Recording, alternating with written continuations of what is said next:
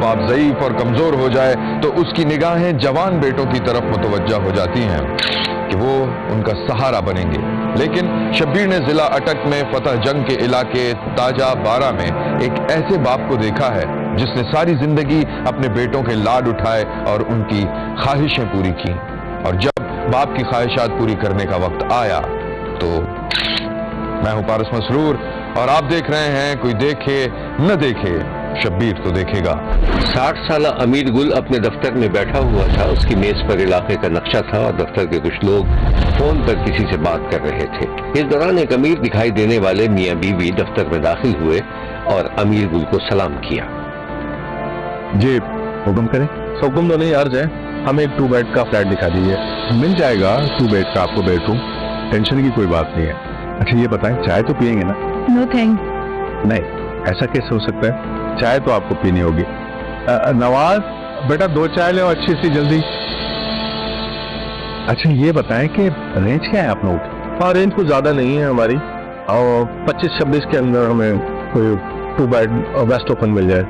ठीक है, मैं ऐसा करता हूँ कि ये एक प्रोजेक्ट है, ये देखें,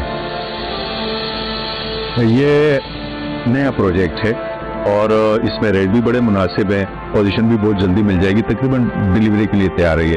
तो मैं ऐसा करता हूँ कि इसका विजिट करवा देता हूँ आपको। आप विजिट करा दें तो बेहतर होगा। जी जी, मैं विजिट करवाता हूँ आपको। चाय लीजिए बेगम साहब, चाय ले। आप भी लेना सर चाय? नहीं नहीं, आप भी। अच्छा एक रिक्वेस्ट थी, अगर आप अपनी रेंज कुछ बढ़ा लें तो जरा अच्छा फर्निश्ड मिल जाएगा आपको। अर्ज ये है कि बेगम की ज्वेलरी बेचने के बाद कोई हमारे पास 25-26 लाख जमा हुआ है, हम चाह रहे हैं कि इसी रेंज के अंदर हमें कोई फ्लैट मिल जाए। असल में इसमें भी हो जाएगा, मगर वो कि सारा फर्निश्ड फिर आपको करवाना पड़ेगा। मगर बहरहाल मैं कोशिश करता हूँ कि आपकी रिक्वायरमेंट पूरी की जाए। आप हमें जल्दी से विजिट करा दें।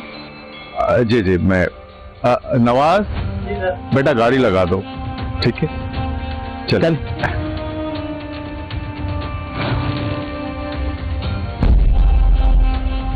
फिर वो तीनों अमीर गुल की कार में साइट की तरफ जाते दिखाई दिए। अमीर गुल के जाते ही उसका बड़ा बेटा 22 साल उबैद अपने बाप के दफ्तर में दाखिल हुआ। अच्छा ये बताओ, अब्बा कहीं? साहब तो साइड विजिट कराने गए। अच्छा वो कुछ कैश लेके गए? केस के बारे में तो मालूमात नहीं है। तुम्हारे पास 10-20 हज़ार रुपये रखेंगे? 10-20 हज़ार तो नहीं होंगे, 5,000 रुपये होंगे। चलो यार तुम वही दे दो। चलो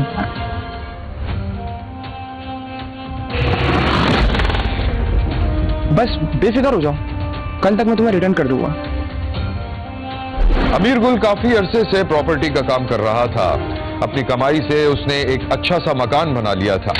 बीवी अपने बेटों को नाकारा होने का ताना देती तो बाप उनकी हिमायत में बोल पड़ता। शब्बीर ने देखा कि अमीर गुल की बीवी ने दस्तरखान बिछाया हुआ था। अमीर गुल दस्तरखान पे था, माँ अपने बेटों को आवाज दे रही थी। अरे उबैद, असद, आ जाओ निकम्मो, कब से नाश्ता लगा हुआ है, तुम लोग बिस्तर तोड़ रहे हो, तुम्हारा बाप इंतजार कर रहा है। आओ, तुम्हारी मासी ने नाश्ता बना दिया। अरे भाई क्यों गुस्सा कर रही हो मेरे बच्चों पर? आ जाएंगे मेरे शहजादे। हाँ शहजादे, और शहजादों की हरकत सुनोगे ना तो आप तो खुद हैरत होगी। कोई फ्लैट किराए पे दिया और उसका एडवांस दोनों मिलके खा गए। अच्छा ये तो बड़ी गड़बड़ की बात। किसका पैसा खाया? वती साहब है ना, उनके भाई के। अरे मैंने अपना जेवर बेच के पैसे अदा किए।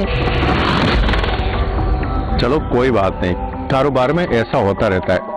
मैं तुम्हें और जेवर दिलवा दूंगा और माशाल्लाह से मेरी एक अच्छी डील होने वाली है। लेकिन इनका कुछ करे, ये कब तक इस तरह वेले घूमते रहेंगे? अरे काम काज में लगाएं, कुछ तो करें इनके लिए। अरे भाई अभी उनका बाप जिंदा है, अयाशी करने दो उन दोनों को। वालेकुम सलाम। क्या बात है भाई, ये क्या तुम्हारी माँ शिकायत कर रही है? अम्मा लगा दी ना अब्बा को शिकायत।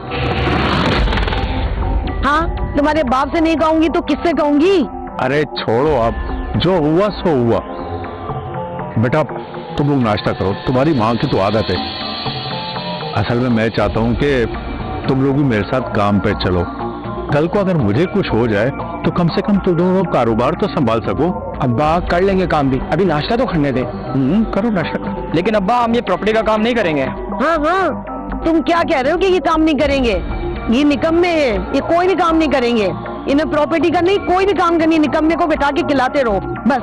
ओहो, एक तो तुम ना माँ गुस्से में पांव पटकते हुए चली गई और बाप बेटों का गुस्सा ठंडा करने के लिए उन्हें समझाने बुझाने लगा। बेटों की शाह खर्चियों की वजह से अमीर गुल के माली हालात खराब होते जा रहे थे। अमीर गुल की बीवी उस तमाम सूरत हाल का इल्जाम अपने शौहर को देती थी, जिस पर बहस व मुबाहिसा और लड़ाई झगड़ा शुरू हो जाता था। फिर एक दिन अमीर गुल शदीद बीमार पड़ गया। अमीर गुल अपने दफ्तर में था कि शब्बीर ने देखा कि उसका सांस अटक रहा था। नवाज, नवाज देखो मुझे क्या हुआ। नवाज, अमीर गुल की हालत देखकर दफ्तर में मौजूद लोग उसकी तरफ लपके तो शब्बीर ने एक एम्बुलेंस को तेजी से दौड़ते देखा। अमीर गुल शदीद बीमार पड़ गया था और बिस्तर से लग गया था। जमा पूंजी तेजी से खत्म होती जा रही थी और उधर बेटों के मुतालबात बढ़ते जा रहे थे। अमीर गुल की बीवी भी अपने शौहर के खिलाफ होती जा रही थी। शब्बीर ने देखा कि अमीर गुल खांस रहा था और बीवी उसको पानी देते हुए पैसों का मुतालबा कर रही थी।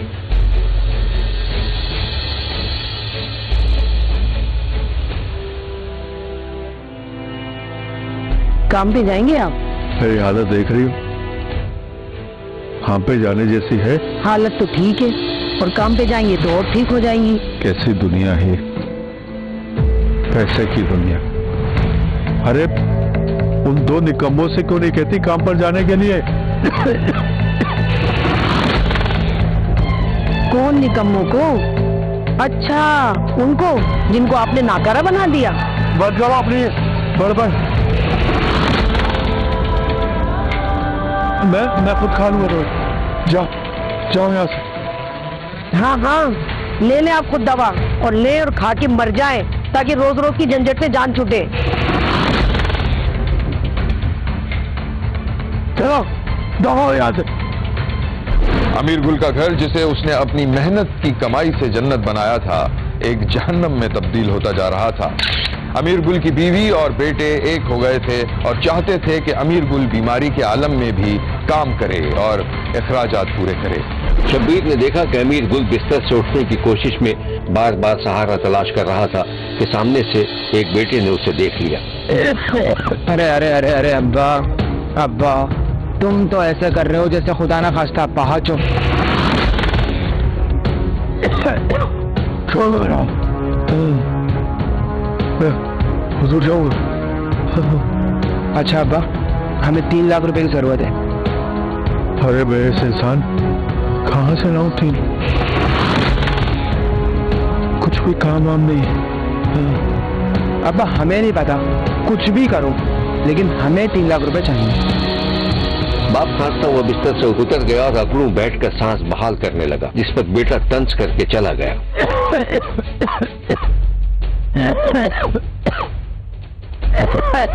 अरे अब्बा बस करो ये एक्टिंग, पैसों का बंदोबस्त करो, पैसे चाहिए पैसे। अमीर गुल के घर में रात दिन एक ही फिक्र गर्दिश कर रही थी कि अमीर गुल कब दोबारा काम के काबिल होगा और अपने नाकारा और कामचोर बेटों के मुआशी मुतालबात पूरे करेगा। बीवी भी शोहर से तंग आ चुकी थी। फिर एक रोज बाप, बेटों और बीवी में बहस व तकरार हुई। झगड़ा तो तकरार से हाथापाई तक पहुंच गया। फिर मुबैना तौर पर बेटों ने बाप पर ईंटों से हमला कर दिया और वो वहीं ढेर हो गया। मुल्जिमान पकड़े गए। कत्ल वाले दिन भी मकतूल अपनी बीवी और अपने बच्चों के साथ लड़ाई झगड़ा कर रहा था, जिस पर तीनों ने, माँ ने अपने बच्चों के साथ मिलकर अपने हस्बैंड को इंतहाई बेदर्दी के साथ कत्ल किया। यहाँ से रिपोर्ट हो गए जी, और इसके बाद फौरी तौर पर पुलिस एक्शन में आई। इसी केस से हमने उनको पकड़ा, उन्होंने दौरान गिरफ्तारी इंकशाफ किया, फिर उन्हें ईंटों पत्थरों की मदद से बड़ी बेदर्दी के साथ मकतूल को कत्ल किया। ये है वो मनाजिर जिनमें माँ और उसके 2 बेटे बहैसियत मुल्जिमान थाने में मौजूद थे। शब्बीर ने मुबैना तौर पर बेटों के हाथों बाप के कत्ल पर शदीद दुख का इजहार किया है और इसे अखलाकी गिरावट और इंसानी इक़दार की पस्ती करार देते हुए मुल्जिमान को कानून के मुताबिक सजा मिलने की उम्मीद जाहिर की है। देखते रहिए, क्योंकि कोई देखे न देखे, शब्बीर तो देखेगा।